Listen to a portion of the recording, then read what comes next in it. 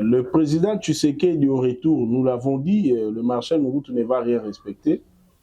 Il nous avait dit que nous avons besoin de le convaincre, de lui faire comprendre que l'issue de la crise zaïroise de l'époque, c'était une issue telle que lui le souhaitait.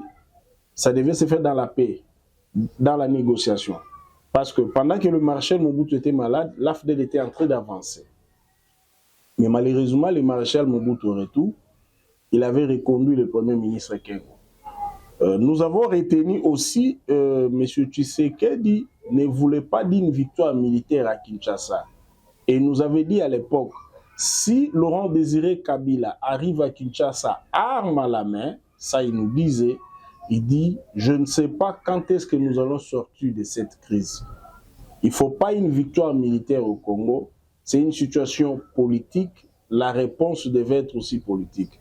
Et je crois aujourd'hui, même moi qui étais opposé à cette visite à Nice à l'époque de M. Tshisekedi, nous avons compris que depuis lors, le Congo est toujours en crise dans sa partie est. Effectivement, depuis cette période, la partie est de la République démocratique du Congo manque de paix.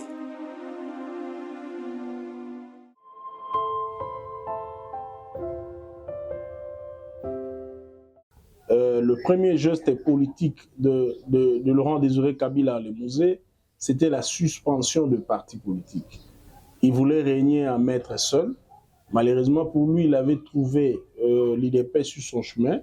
C'est la raison pour laquelle Étienne Tshisekedi, une fois encore, en homme de la paix, il est allé rendre visite à Laurent Désiré Kabila et on l'avait empêché de rencontrer Mosé Laurent Désiré Kabila.